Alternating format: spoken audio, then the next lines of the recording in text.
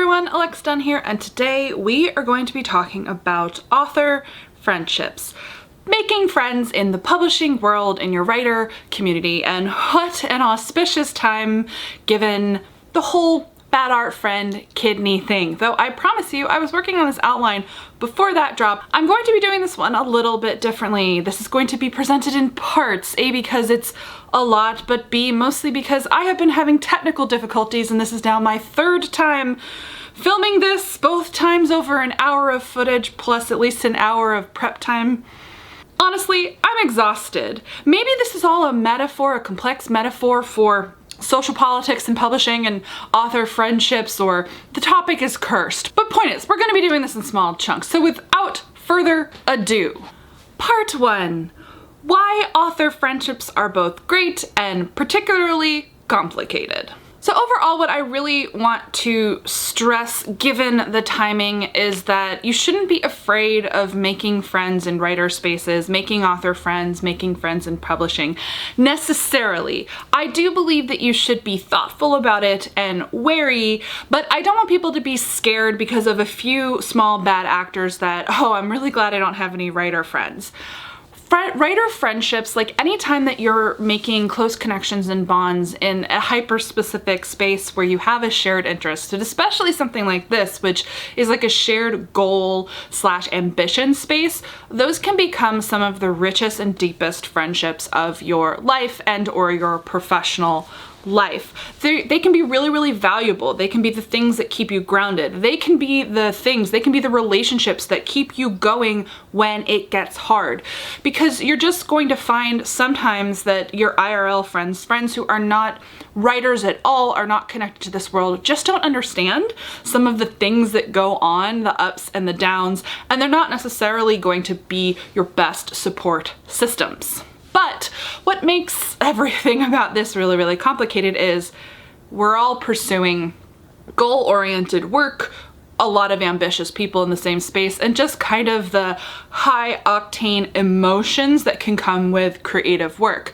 This is a business, but you are making personal connections within a business space. So there's always kind of that specter and that wibbly-wobbliness of networking.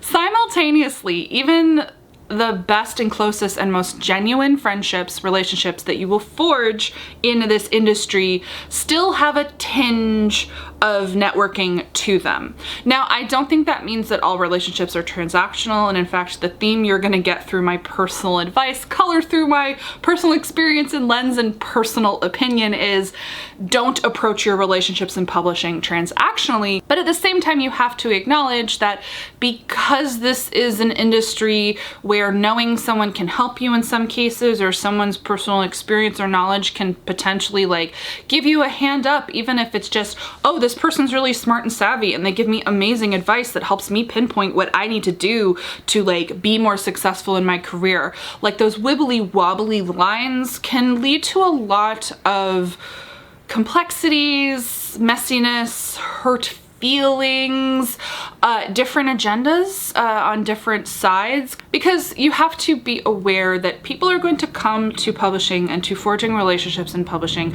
from different positions and perspectives.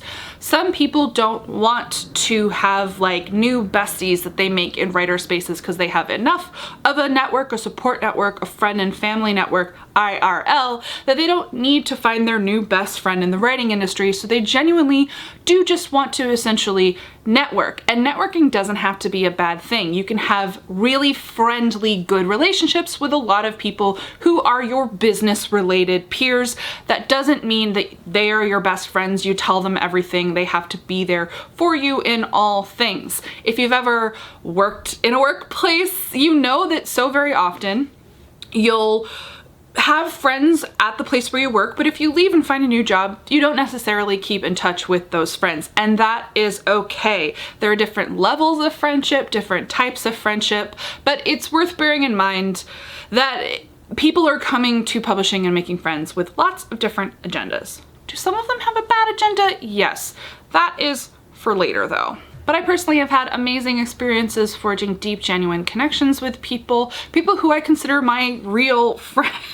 They're not just my writer friends, though they are writer friends. It is something that connects us, and it can really make weathering the storm of the weirdness of being a writer and publishing. It can make all the difference in making it bearable, surmountable, etc. So I encourage you not to be too afraid because you hear some extreme stories of a few bad actors. But that said, in the course of this video, I'm going to cover a lot of different angles and directions and nuances of the messiness of friendships in publishing as an author and things that you can look out for to protect yourself. Part 2, a treatise on friendships, aka the potential pitfalls of friendships. So before I go into publishing specifics, I actually think it's really important to talk more generally about the potential pitfalls of friendship and general ideas about friendship that I think can help you gain perspective for navigating a lot of the things that you might encounter in publishing. Since I'm on the third recording of this topic, I recorded it a different way the first time and similar to this the second time, RIP all that footage without sound. And I think this is a good way to frame and approach the topic. Building on the point in part 1, friendships are complex. Different people are going to bring different ideas, agendas, feelings, etc. to a relationship. This is just a reality of human relationships. They can be complex. Friendships also can be conditional based on kind of the stage of life you're in or the place that you're in, a shared interest. They can evolve. And when things evolve and change, it doesn't always mean that there are bad guys or good guys on either side. I encourage everyone to really look for the shades of gray when it comes to this topic. I think of this as just being a mature adult and growing up and learning a lot. And this is one area where it's a slight advantage that I've lived a bit of life and made a lot of mistakes. And that's another thing I want to acknowledge. You are going to make mistakes, and you in fact are never going to stop making mistakes because it is a messy process of like getting to know someone, feeling them out, having experiences together, and sometimes it doesn't work out. You can't be all things to all people, and other people can't be all things for you necessarily. There are all sorts of different types of people and types of friendships, so be open to that. This is essentially about setting your expectations and just being understanding about the different like shades of like personality and what people want and bring to the table in a friendship.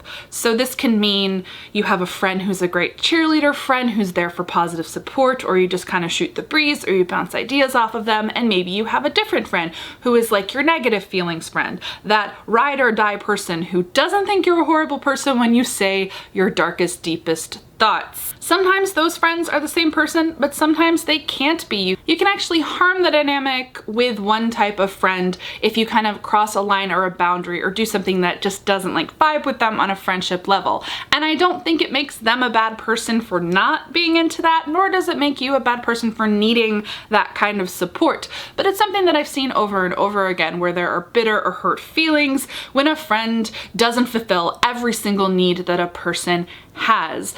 It's good, and you should have more than one friend, essentially, and more than one person in your life who performs various functions. And again, with that level, it is okay to have people in publishing, author friends, who you're more like friendly with, they are more acquaintances, versus people who you are a lot more intimate with and closer to. Now that said, this doesn't mean let things slide if you have a friend who repeatedly fails to be a good friend. When that happens, you can put distance in that relationship. They can be more of an acquaintance, or in some cases, you just need to not communicate with a person, and that is okay, and vice versa.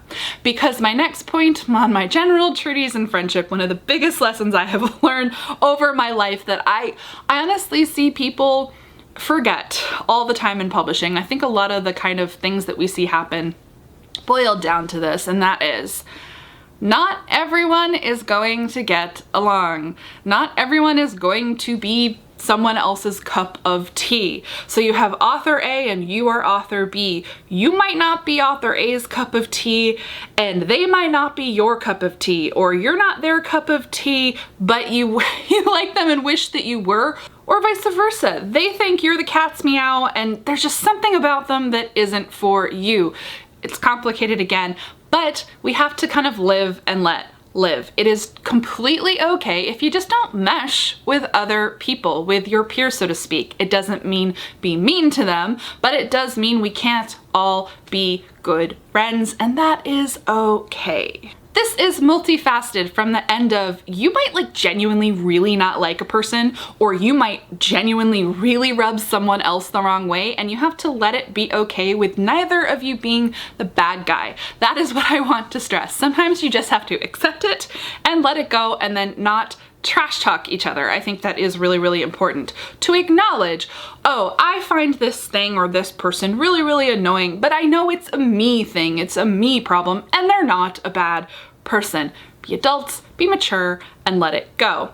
On the flip side, I encourage everyone to keep an open mind, because misunderstandings happen all the time, especially because we're creative types who are more likely statistically to be introverted. A ton of us are anxious, and misunderstandings happen a lot where you have a bad interaction, whether it's online where you can't read tone, or it's in person, you might catch someone on a bad day, or you're both socially awkward. There are all sorts of things that happen, and I think it's important to keep that open mind of, well, maybe if I run into them down the line, we'll have a really good interaction. Things change, people change, or sometimes it's just like, we made assumptions about each other and we turned out to be wrong. Stay open to those possibilities. Sometimes friendships organically fade or change or end. And again, that just has to be okay on both sides. Whether you're the one who gets the slow fade or you're the one who needs to put the distance in the relationship.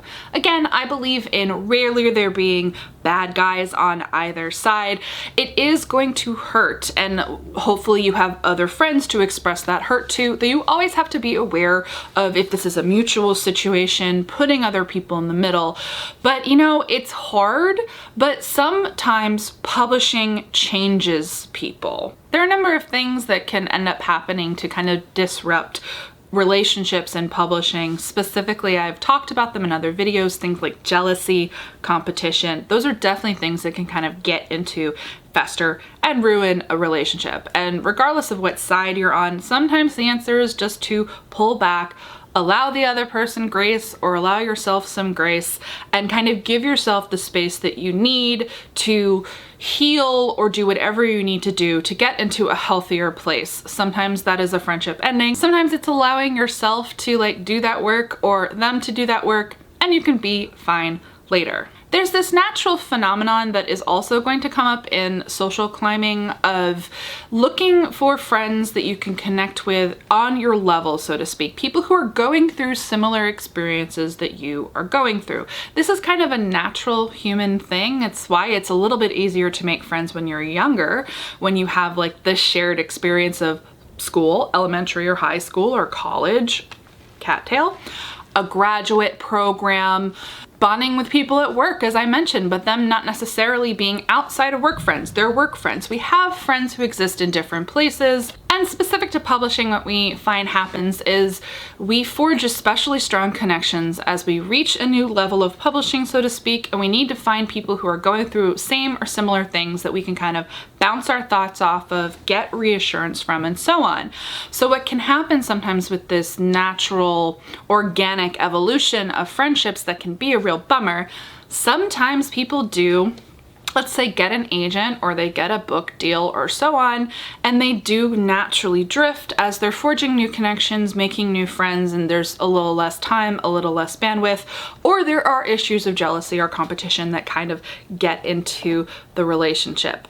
Now, there are cases of people who are a bit more malicious in terms of how they ditch friends when they move from level to level. Again, we're going to touch on that in the social climbing section, but by and large, I find that there's usually not maliciousness behind these kind of organic evolutions of friendships, and it's really, really hard, you know, no matter what side you're on in it, but especially if you're on the side where you feel like a friend has outgrown you, and we have all been there. I have been there for sure, but I've also worried in myself that I have been that friend who had less time and less bandwidth as I got busier and busier and busier, had more deadlines, etc. And so like I see both sides, and I encourage everyone to, again, you're allowed to have hurt feelings, nurse those hurt feelings, but always be kind of circumspect that sometimes friendships just change, friendships fade, and you can't be all things for all people. I actually have a line in the Ivies that speaks to this concept because I've personally gone through this in my life, and it was something that I wanted to put there, and I think it really speaks to this, and it's, but then some friendships aren't meant to last forever. They occupy a moment in time and then you move on. And that's okay. That said, another kind of pitfall of friendship that I do see specific to publishing, you know what? Some people change the more access to success and power that they achieve. And you're always going to ask yourself as the friend, if you are the friend who sees the change and doesn't like the change or feels left behind, was that always who they were and access to power and success just brought that out in that person, or have they actually changed? Either way, a person that you used to get along with really, really well, that you had a lot in common with, that you had good times with, can change. Specifically, I have seen debut change people. I've seen career highs and lows change people. And sometimes, again, it's just an organic thing that happens where you're just not the best fit to be friends anymore. And I think it's best just to like be kind of adult and mature about it. Feel your hurt feelings, of course, but try not to kind of let it change you, basically. That said, sometimes you might see your friend changing or acting in a way that you don't like, doing things that essentially hurt you, and it's worth holding on. I'm going to talk about why publishing can be a lot like high school in the social climbing section, but this is part of it, that some people basically get lost in the woods of the excitement of this whole world, this new world, and making friends and being popular and so on and so on. But they come out the other side, they realize that maybe they were a jerk or they lost sight of their true priorities, and they come back down to earth. And I do think it's worth staying friends with those people. You just have to be careful. You need to protect yourself if they're saying or doing things that are hurting you. There's all sorts of passive ways that friends can end up hurting friends without meaning to, and you do have to protect yourself at a certain point. It's also trying to give them advice, but you have to be careful not to be that finger wagging person who's negging them, essentially. It's this delicate balance, but you always want to hope that your friendship is going to weather the storm. So those are some of my general thoughts on friendship. Now you know my point of view, and it will color some of the other things I'm going to talk about. I'm someone who tries to give a lot of grace to other people. I try to be empathetic to other people. I try to see both sides. Even when I feel hurt by something, I try to be circumspect even when I'm venting to friends, and I encourage you to do the same. Try to know yourself, be aware of yourself, set your expectations in approaching friendships and relationships. Be careful, but don't completely close yourself off, and like know that there are going to be ups and downs. Know that you are going to make mistakes, other people are going to make mistakes, that there are two sides to every story, and ultimately I do feel that publishing author friendships are worth it. Seriously, some of the deepest, most meaningful friendships I have made in what happened to be my 30s, but it'll be whatever age you are when you are coming into this world. Part 3, making and finding friends with coffee. Meaning I have coffee. You can technically use coffee to make and find friends, actually. So honestly, the good thing about publishing and trying to find fellow writer friends is that there are a ton of organic places with built-in mechanisms for making and finding friends. That doesn't make it not scary. Honestly, anytime you're an adult trying to make friends, it's kind of scary. And as mentioned previously, there are built-in, messy, complicated, weird things about making friends in professional writer spaces that is a little anxiety-inducing, but regardless. So basically, you're going to be joining writer spaces. The good news is there are tons of them. So I actually have a whole video, kind of old at this point, maybe I should make a new one, about finding and being a good critique partner. And that's honestly how most people start to make their first writerly friendships. It's the best way. You find critique partners.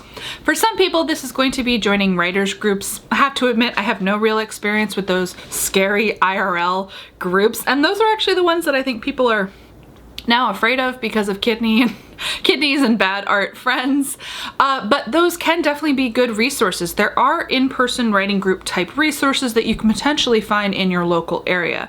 They might be run through local chapters of writing organizations. Those are things that you can join to join writer community, not a requirement. I never joined one of those paid dues writer organizations, so you don't have to either, but I do know lots of people who made good friends through them.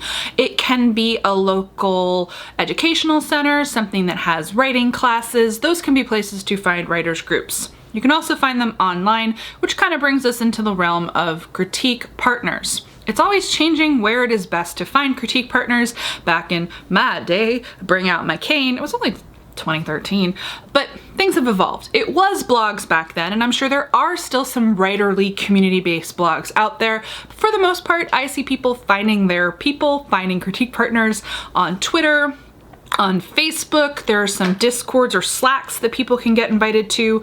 Participating in things like live chats. On Twitter, that can be a hashtag chat.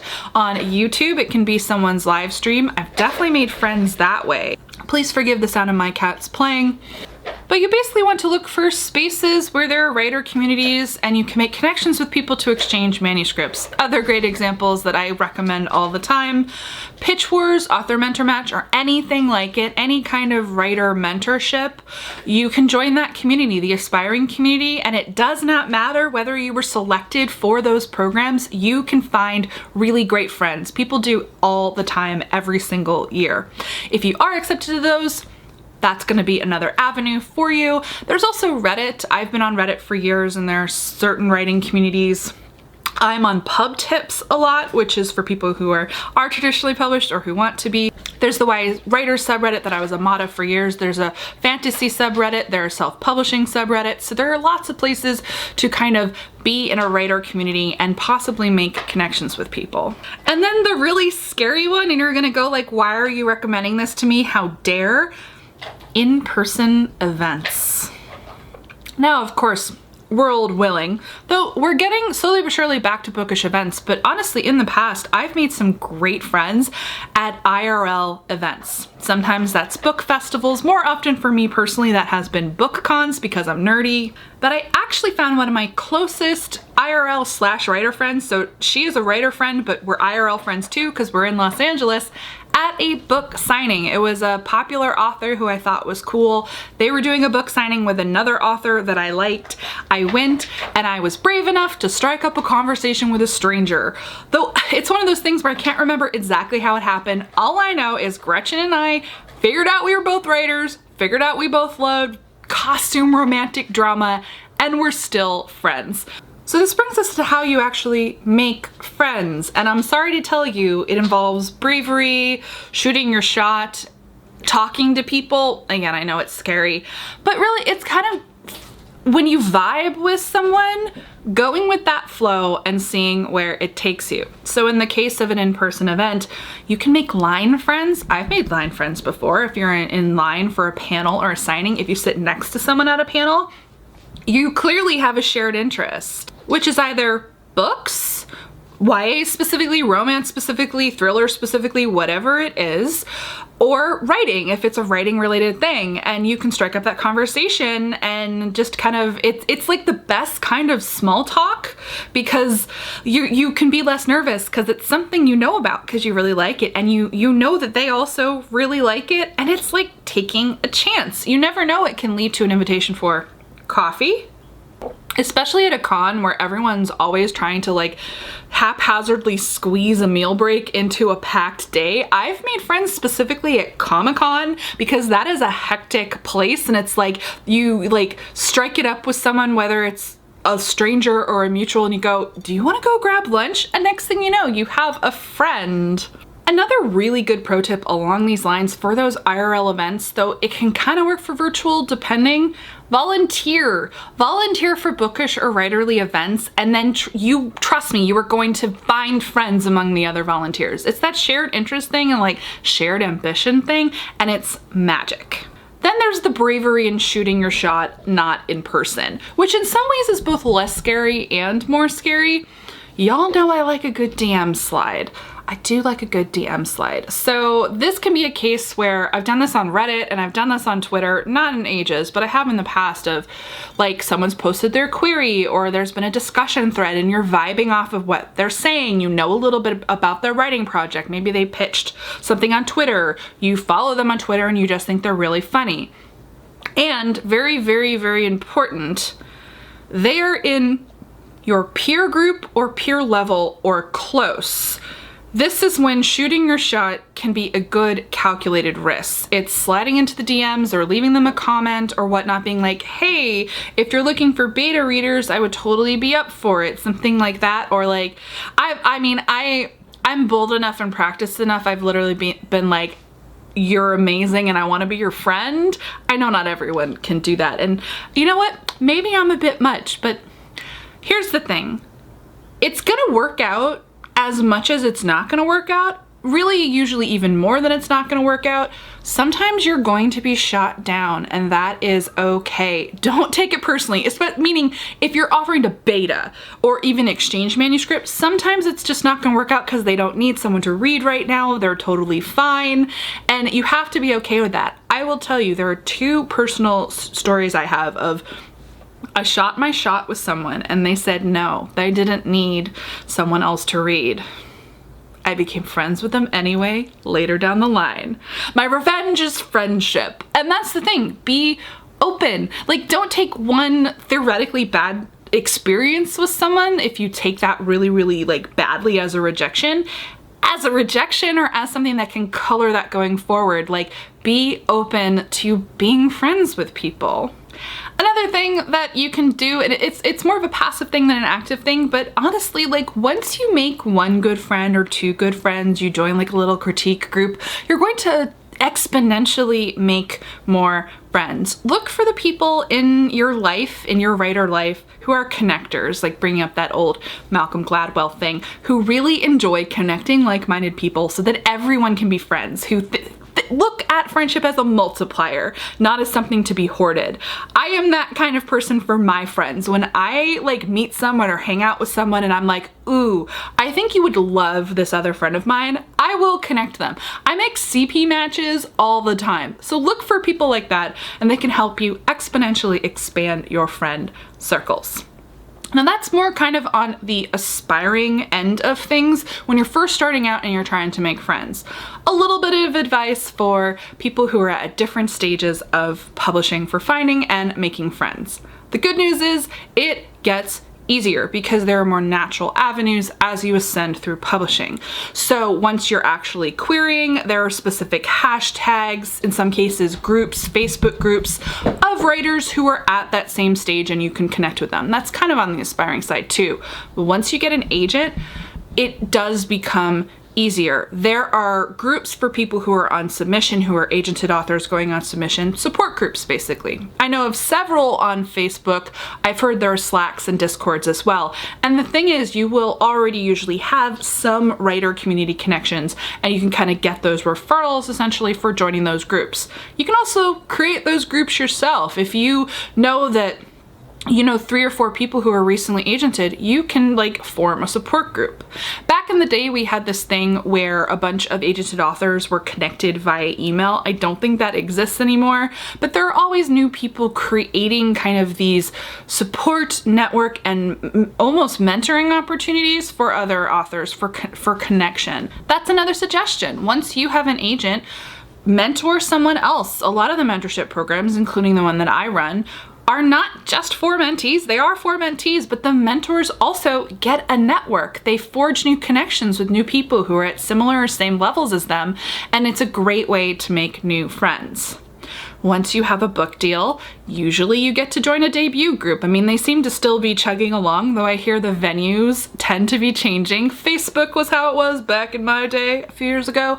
I hear a lot of groups are doing Slacks or Discords now, either instead of Facebook or additional to Facebook. Join your debut group. Again, now I caution you, debut groups can be very fraught places. Like, that's a whole other topic, and I think I've cautioned people about that before, but regardless, they're amazing places to make new friendships. And specifically, I encourage you to look for debuts who live in your general geographic area if that is at all possible. Some of the best friendships I've forged through my publishing journey were actually fellow 2018 debuts who live in the same area as me. I live in a really big area, that does help, but we're like good friends. We're both writer friends and IRL friends because we went through something together and we went to each other's events and we formed those support networks. You hear that I'm repeating the word support a lot. This is how I view good, healthy friendships. You should be there not just for what you can get from other people, but for what you can offer to other people. And I think that's the healthiest foundation for a good publishing friendship. And that they don't all have to be like, we're the deepest, closest IRL besties, but we're going through something together, we have a common connection, and we're here for each other. And then after you debut, you look for those opportunities through the author events that you're invited to, through blurbs, the stress. But I have become friends with people who have blurbed my books. It can be a great way to kind of network with writers who are a little further along than you, and you can often ask them questions like, is it always this hard to write your second book? Or like, what did you do for your options? So you can kind of look for those opportunities. Though, watch the social climbing section for some tips, tricks, and things to avoid. Overall, whether you are aspiring and just trying to figure this whole thing out, or you are you have an agent, you sold a book, etc., be chill and try to take it slow. I know that is hard. I defy that advice myself. This is more of like, do as I say, less as I do. Because if you go at it too hard, too intense, attach too many like feelings and emotions to it, it can just get really fraught and you can end up with hurt feelings. So just like deep breaths, making these connections and forging these friendships, it's just really, really valuable. Don't be too afraid. I promise you, there aren't that many like backstabbing writer groups as it would appear from the New York Times. I don't think that's that common, though you're always going to run into certain kind of like egos and personalities, specifically in more coordinated writer groups, but I tend to do more smaller groups of friends, more one-on-one stuff, and generally I recommend that as a safer approach. It's hours later, I added glitter to my eye makeup, darker lip, and a little bit of wine. And it is time for part 4. Publishing is a lot like high school. In fact, sometimes it's a lot like middle school. And this leads to a lot of the issues that you see socially and in terms of making friends, a lot of the ups and downs. So the bad news is that if you, like many of us, didn't particularly enjoy that aspect of high school, I'm sorry, but the irony is, I have a theory. I actually think one of the reasons it is a bit like the worst parts of the social strata and mores and politics of high school is because a vast majority of us did not have a good time in high school. What do I mean? Why would I say that? I think because statistically a lot of people who end up being writers, who end up being in YA in particular, because there are issues all over publishing, but YA definitely does have a particular reputation. It's a whole bunch of people who are basically having their do-over, their second renaissance. Raise your hand if you didn't have the best time in high school, but it's like suddenly you're an adult, you're more confident, your brain has stopped developing, I hope. Some people are younger than 25, but all of a sudden, the thing that maybe made you weird, or the thing at least that didn't necessarily make you popular, this creative talent you have, these crazy ideas, these stories that you write, all of a sudden your potential weakness in the past becomes your strength. You have the potential to be the cool kid, because it's all about like, how cool is the idea that you came up with and the book that you wrote, and you can have this magical Cinderella experience in publishing that feels like the second renaissance. For this reason, I think this is why we see a lot of the social behaviors that feel reminiscent of high school, and as I said, on our worst days, middle school. And thus, yes, by this I do mean cliques, social politics, drama, gossip, sometimes backstabbing, competitiveness, everyone feeling like unsure of themselves but projecting a lot of confidence on the surface. all of that really fun stuff that we didn't necessarily want to do over again. And by the way, this is not unique to publishing. This is not unique to YA publishing. I've seen these dynamics, the kind of high school dynamics, the do-over idea, in a lot of different places. I've seen and experienced this in fandom. My fandom happened to be Harry Potter fandom, but we see it in a lot of fandom dynamics. We see it at select workplaces. We've all, well, not all of us, I hope that you haven't had this, but I have. Every once in a while you land in a work culture, a business culture that is a lot like high school. I had one of my earlier jobs out of college, and I ran screaming from that job. Happily, my current workplace does not have high school dynamics, and it's very nice to be free of them. But what can happen is all of a sudden you didn't have the best experience when you were actually a teenager, but now writing about teenagers, in the case of YA, you have the potential to be the popular girl, to be friends with the popular people, to be on top of the social strata. And it can go to some people's heads. So we're going to talk about some of the clique stuff that goes on in publishing, in particular YA, mean girls, snobbery, elitism, the interplay of egos, and yes, gossip. And then what stems from this is when I'm going to talk about social climbing and performative friendships. Those are going to get their own parts, but they're like really part B and C of publishing is kind of like high school. But to that end, up top, I want to bring that little ray of sunshine into this. First of all, much like high school, you can technically avoid some of these dynamics if you just don't want to bother with them. She says, having been a real Daria in high school, dated reference, kids won't get it, but if you're older, you will. But essentially, it is possible to be the slightly knowing and jaded outsider who just has their own little group of friends and doesn't participate in any of that stuff. But there are also what I will call opportunity costs there, much like not going to the homecoming dance in high school because you don't mess with that BS. Now you know who I was in high school.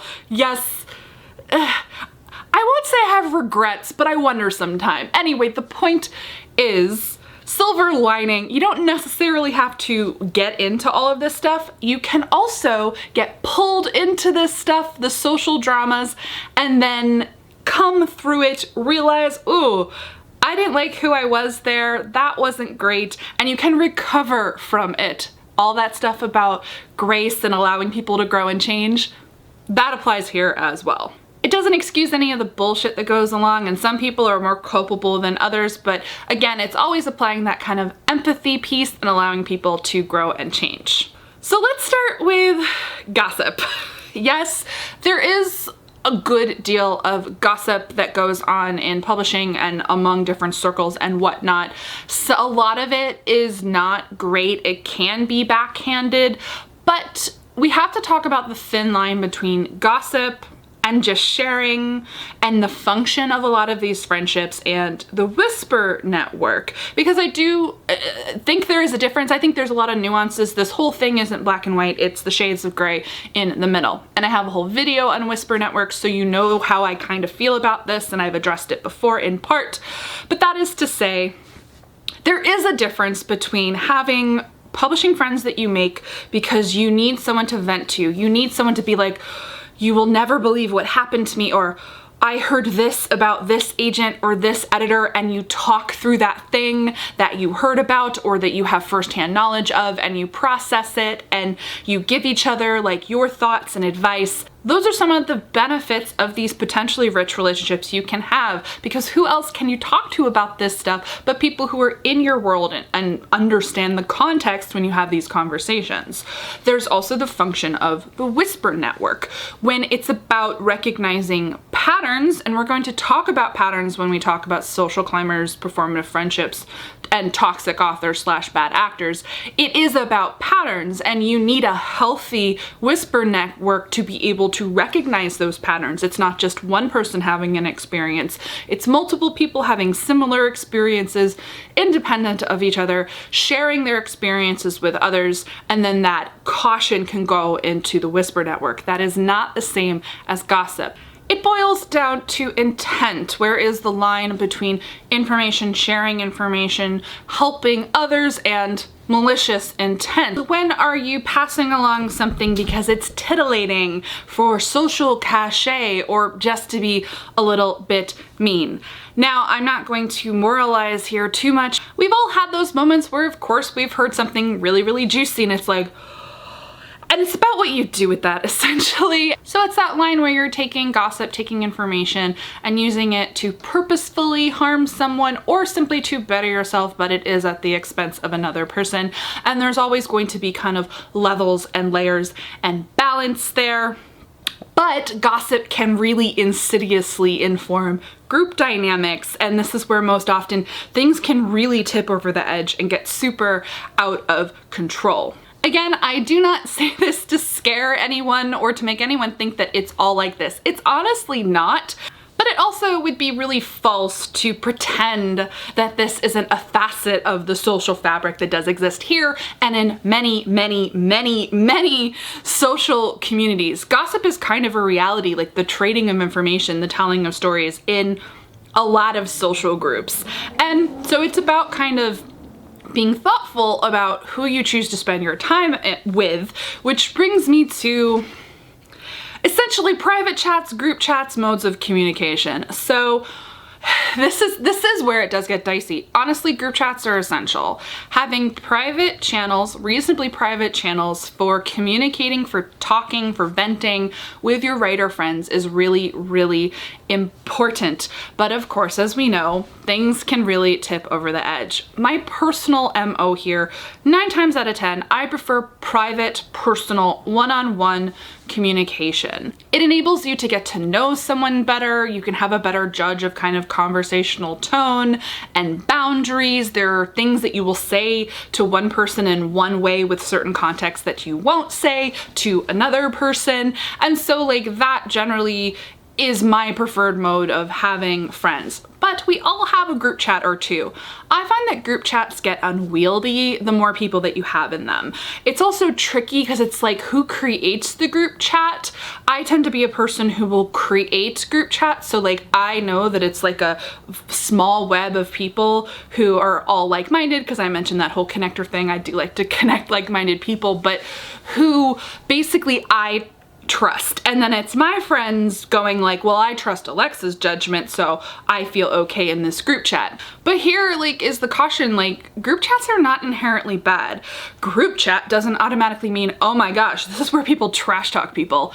Some people have group chats like that, but there are perfectly normal group chats that are just like chill support group chats. I have one of those. It's honestly super, super chill. It's like, hey, like, what are you working on? And like, ooh, do you want to do some word sprints? It's completely innocuous. I've had other group chats that have been functional in nature. Like I will have a group chat when I do author mentor match with the other people who are moderating it. Like that's kind of that's a group chat size that makes sense. I've had group chats with other people who are represented by the same agent, so like they're really just kind of shop talk professional group chats. Then there are the larger group chats, and these are the ones where my pearl of wisdom, if you're in a group chat that's particularly large, I'm not gonna set a specific number on it, but my personal benchmark tends to be like more than 5 people, but especially more than 10. That's really not a private chat. So there are they're essentially support groups at that point rather than group chats. So there's Slacks or Discords that have lots of like-minded writers in them with different channels to discuss different things. Those are not private, even if they technically are. So if you end up in one of those, watch what you say in them because they're not really private. And the more people you have in a group environment, the more the tenuous and precarious the group dynamics can become. And it's the alchemy of certain strong personalities in those groups, the differing boundaries that people may have. And that's when you can get into a situation when you're in like let's say you're in a big group chat, not private. It is a group chat, but it's not private. Technically, even if it is, of 30 people. All it takes is 1 or 2 people and the snowball of like, say, being really, really salty about someone. I have been in these. This is a self-own, and I hear that other people have had the same experience where you get that like, oh no, and it's like you're watching a train wreck in slow motion, and it just takes a few people getting it going, and then other people will jump in, but the majority are lurkers and they're reading with horror, and you increase the odds as you do that you are going to talk smack or say something out of turn or repeat inaccurate information about someone that someone else in the chat knows or is close to, and this can lead to all sorts of issues with hurt feelings, and it's all bad news, honestly. So just be really careful. Like, don't do that in group chats. Which brings me to the more public facing side of things. Again, a personal opinion, advice here. Personally, I don't like subtweeting. I don't advise subtweeting. Specifically, I don't advise subtweeting things that go on in private chats or group chats for similar but also different reasons. Private chat, it's just kind of immature, honestly. If you're in a private communication one-on-one with another person and you don't agree with something that they say, subtweeting them just isn't very nice. And if they see it, they're never going to trust you again. And it's gonna lower their opinion of you because they'll go, oh wow, they weren't mature enough to express their dissenting thought to me. Instead, they subtweeted me on Twitter. They put me on blast on Twitter. That's the private end. The group chat end, it's just dangerous, to be honest.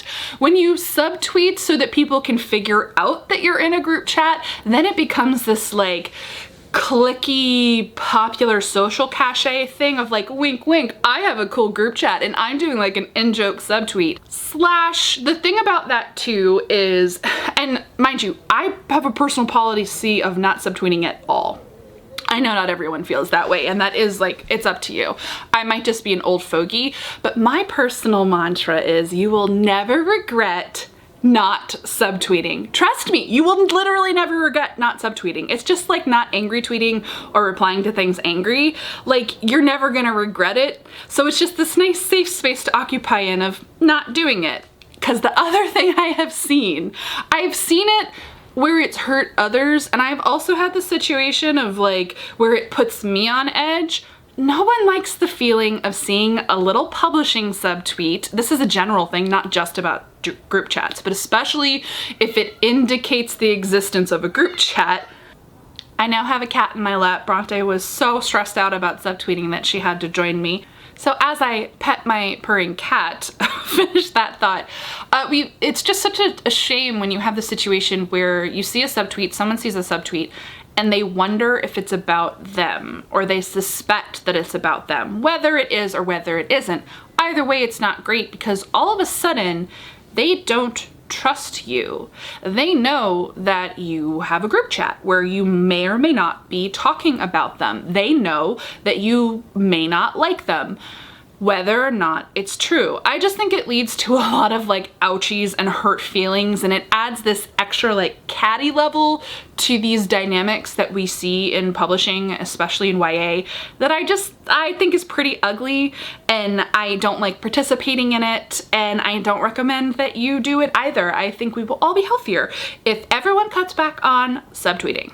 But the note on all of that, by the way, when in doubt, do things in person. There's also kind of video chatting that brings up the question of, do you trust the person enough not to record the screen? That is the ultimate violation. Like, I hope people don't do that, but there's nothing better. Like, the juiciest things that you could possibly want to say about publishing all of your most raw feelings, do it in person. This is a classic. This is why we meet up with people at conventions or events, or in person if you happen to live in the same geographic area as a friend, and you grab dinner and a drink if you are so inclined, and you do it in person. That is the smartest way to talk about publishing stuff and conduct kind of the saltiest of your publishing friendships.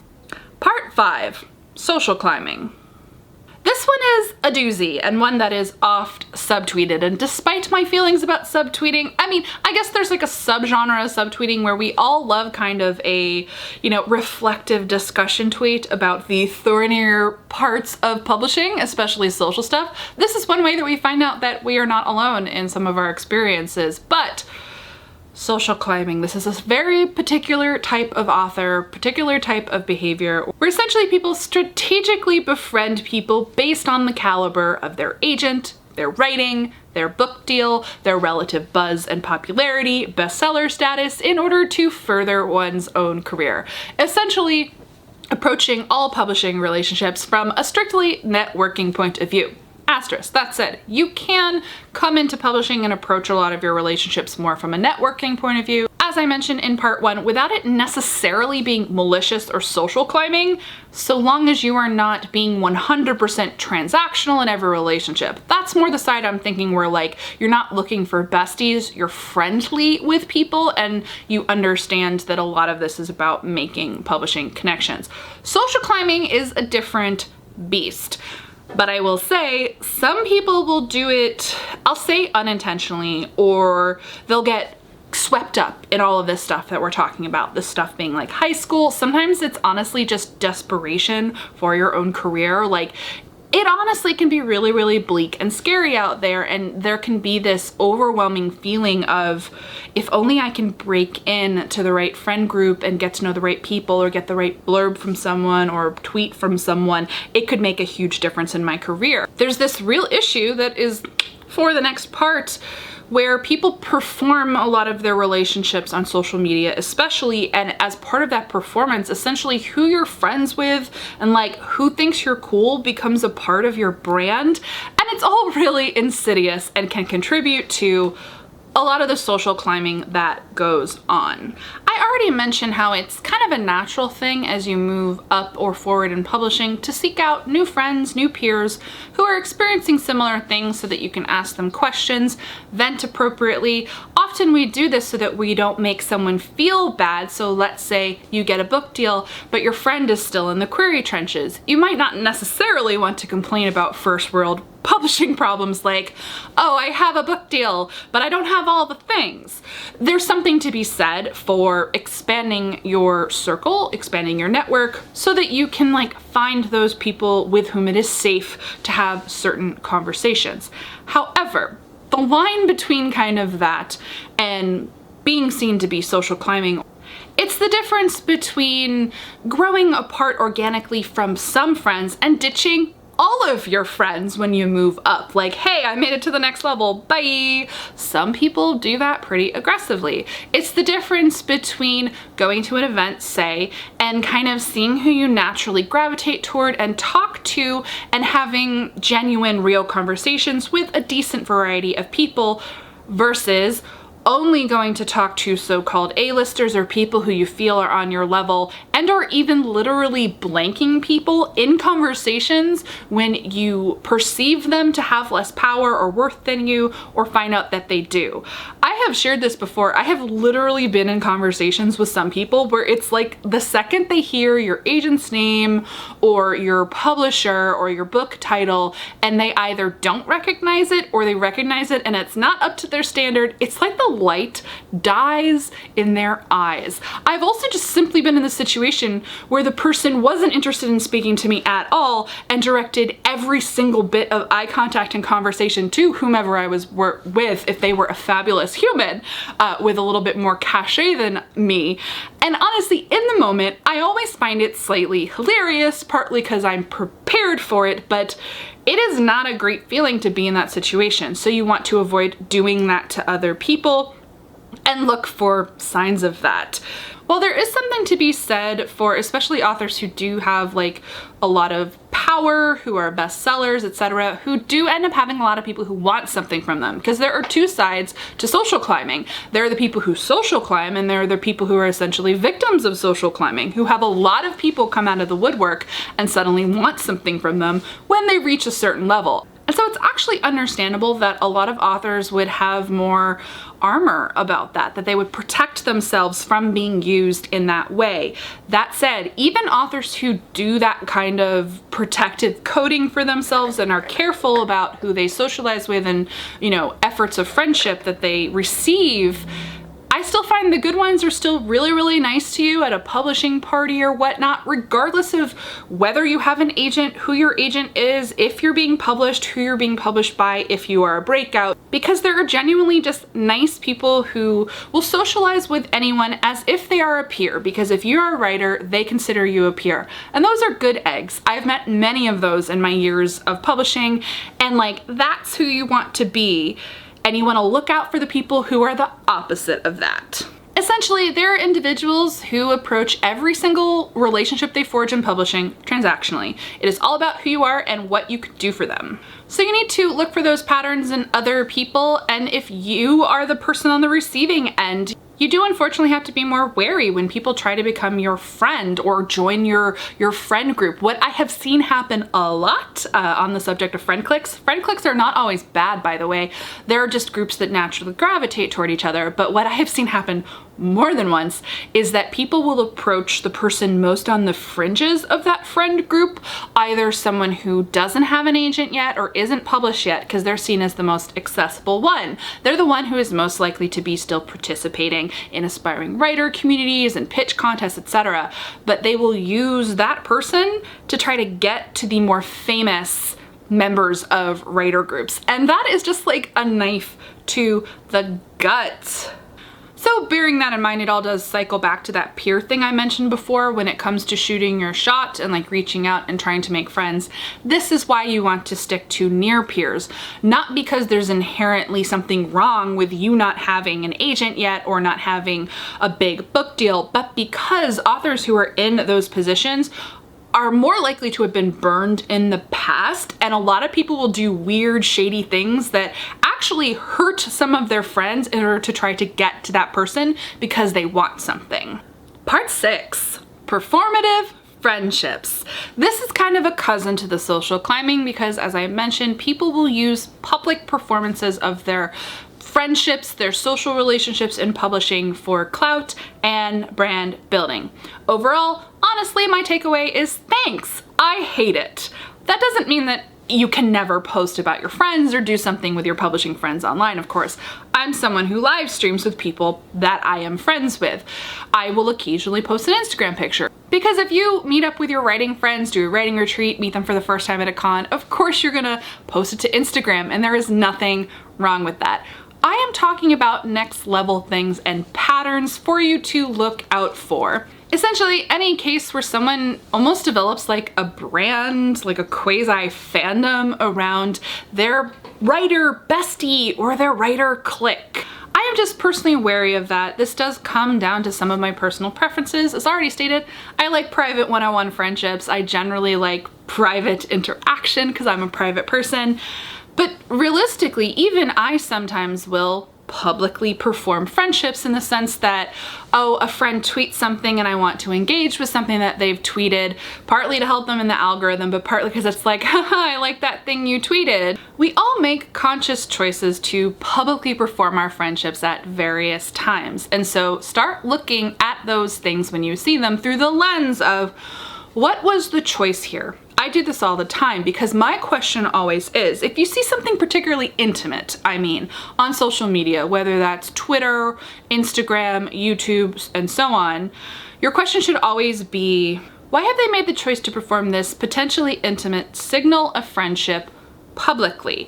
What is the reasoning behind it? There is always reasoning, whether it is conscious or subconscious, because you have to think they could have performed that action totally privately, but they would get nothing from it because it wouldn't be performed publicly.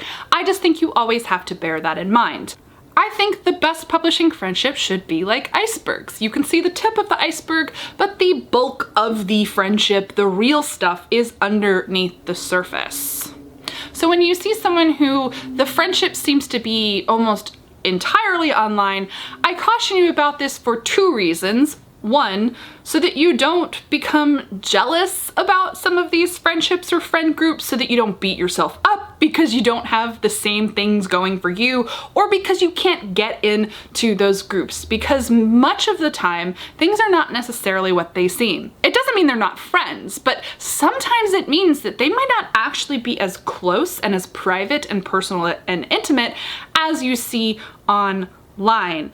We've all seen cases where there's been like really aggressive public performance of a friendship, but then like a year later, they don't seem to be friends anymore. Some friendships burn bright and fast and primarily on social media, but don't always take it as an indication of how things really are behind the scenes, and do not use it as a measure against yourself as a person, your worthiness of being a friend with them or similarly, or how it reflects on your own publishing relationships. I find that chasing these sorts of things, whether it's joining exact groups or even trying to brand yourself and your friendships and your friend group similarly, really contributes to some of the more toxic elements of the it's like high school thing and can lead to more hurt feelings and bitterness. And generally, my best practice is not to engage in performative friendships for social media clout. And if you do find yourself in one of these situations where it always seems to be like, well, like your friends publicly on Twitter or on Instagram or what have you, but there doesn't seem to be much going on privately, ask yourself what you're getting out of this relationship. Ask yourself what they're getting out of this relationship, because more often than not, if there's not a lot going on under the surface, you're probably in a mostly transactionally based friendship. And ultimately, what is that really worth? Part 7, toxic authors and bad actors. Truly, I promise you, I firmly believe that really toxic people and bad actors are in the minority in the publishing industry. But regardless, we know that they exist. We know they are out there. I'd say more often than not, it's really just a symptom of competitiveness, that we're in a competitive industry and some people come and they're playing the game with a different set of rules than you are. They see it as a game and maybe you don't, though I think every author could have a healthy dose of being aware that this is a business and that there is going to be competition. Generally, my advice in a lot of social situations is to watch your neck, protect yourself, protect your friends. We all have that precious friend who is too nice for their own good. Protect that friend, please. They are precious and you must keep them close to you. But as I also talked about in the whole pitfalls of friendship thing, be aware that there's always two sides to a story. If you're hearing gossip about a particular person, don't take just a single-hand account, unless that single-hand account is from your absolute bestie who you are ride or die for, that you trust with your life and you trust their judgment, more importantly, and kind of the balance of their ability to weigh their emotions and be objective, etc. But for the most part, otherwise, the thing with toxic authors, toxic types, and bad actors is, again, to look for patterns. It's not just hearing it from one person, hearing some gossip, but hearing it from more than one person, hearing a pattern. But at the same time, I urge you to corroborate things and not just take things at face value. I've heard people say vague, very emotional things about an XYZ person, and if you ask any kind of follow-up question like, oh, that sounds terrible, what did they do? Sometimes you're not actually going to get anything back, and you always have to bear in mind, okay, how much of this is true? How many degrees of the telephone game has this piece of information had? I just think that's always smart to bear in mind. However, should you encounter a toxic individual or you are cautioned about a particular toxic individual, my personal advice is just don't engage. There are some of those individuals out there, and just don't engage. Don't, play in the social rat race of trying to ascend to the top of the popularity clique. If you see in the people who are in that echelon behaviors you don't like, things that make you feel bad about yourself, things that turn you into the worst version of yourself, walk away. And if you do find yourself getting pulled in, walk away. It is never too late. So just be careful, be wary, and protect yourself. Though again, for the most part, I don't see people who really are like aggressively into backstabbing others. I do see it, but not that often. So just kind of go with your gut, be careful who you're friends with, be careful who you say things to, and just be circumspect. What kind of comes under the umbrella of this with the topic du jour is idea stealing. And I do want to talk about this because there are all sorts of different kind of toxic types and bad actors that you can potentially encounter. And one potentially is the idea stealer. And I'm not even talking about kidneys, to be honest. This is something that is so rare, but I can think of 2 or 3 3 examples of this that I've seen over the course of 8 years. So you know how rare that is. I do know a lot of people, and yet these cases do mean you must exercise a bit of caution. Generally speaking, be careful who you send your material to. When you're pairing up with people to be critique partners, if you're enthusiastically exchanging material, say if you join a debut group, less is more. Start with a few chapters if it's about a critique partner relationship, or if you're joining like published author spaces, I personally just say be circumspect who you send your entire manuscript to, especially when you are early in the process of everyone editing their books for publication. I have seen cases where people just lift little things from someone else. Now the thing is, you do get into the nebulous area of plagiarism and copyright, because honestly most of the time the bad actors who are lifters, we will call them, they don't take a lot. They're not really specific enough for you to ever really take any action against them. It's just that icky feeling that you get when you recognize something thematically, spiritually, something that's a little too specific in their work after you have shared your work with them. So be careful who you share your entire manuscript with, but even ideas, especially anything that's at really, really early stages, just be careful who you share things with, but also the totality of what you share. No one can really steal a very top line basic idea. You can't really steal ideas. I mean, it's not nice for you to crib off of someone else's idea, but like be careful who you tell your entire plots to, because I have seen cases where like you see a book and it's so spiritually similar to a book by someone you know would have shared information with them that you just go, huh. Now, ultimately, it all comes down to execution, and as I said, it's really, really hard to say that someone stole something from you, especially if they're not directly plagiarizing you, but generally, just be a little bit careful as you forge relationships and share material and share your ideas. In conclusion, as I said at the top, I really hope people's takeaway of the whole like bad art friend kidney debacle or anything I have said isn't, oh, you can't trust anyone, this is all a cesspool, it's terrible, no, I'm just not gonna make friends. Because as I said, genuinely, good publishing friends, like writer friends, especially good critique partners, genuinely make your writing better and can make your journey better. That's actually the plus side of that weird networking edge to all of these relationships. As I said at the top, it isn't always about like what someone else can do for you, but when you genuinely like and care about a person and you can go, oh, I love that idea, and like they can help you with comp titles, or they can go, oh, you know, I heard that such and such editor is looking for that, and then you can tell your agent about it, or it's like referring you to an agent, helping you with your query. There are all sorts of ways that authors help each other. I said it in the finding and making friends section, but to me, these are relationships that are predicated in so many ways on support. And not all friendships are based on support, but there's something specifically about the writer community that is what a lot of the relationships end up being. And that is really, really valuable. Like in any avenue of your life, it's honestly just hard to make friends. It's hard to start relationships, any kind of relationship. There are friend relationships, there are romantic relationships, there are family relationships, business relationships. Publishing tends to mix friend and business, and that can get really, really murky. But when you find good friends, stick to them. Don't ditch your friends just because you get to another level or because you have a rough time or things get hard. Though at the same time, always be careful of your own heart and your own feelings when friendships can get really, really fraught in this space. And as I've said many, many times, it is okay for you to be human and for you to be messy and to make mistakes. You do not always have to be perfect in who you are and how you approach friendships and relationships in publishing. But if you do mess up, or you do have like a bad little period, you befriend the wrong person, you've fallen with the wrong group, maybe you realize you've snubbed someone and you didn't mean to, you can always reach out, you can always apologize, you can always make amends, or simply just do better.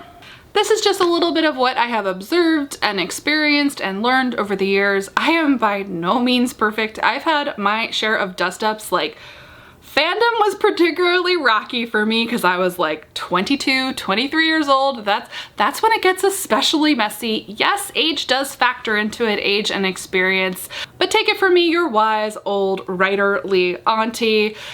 It is okay. It's okay to make mistakes. Friendships are weird, but they're wonderful and they're valuable, and I hope everything goes well for you. I want to know down below in the comments. I mean, there's a lot here. This video is very, very long. I did parts. It's a whole thing. What do you think about this? What are some of your best tips for friendships or things that you have learned along the way, even things to look out for? Give this video a thumbs up if you like it. I will make more long discussion style videos about topics in publishing. If you're not already subscribed to the channel, go ahead and do that. And as always, guys, thank you so much for watching and happy writing.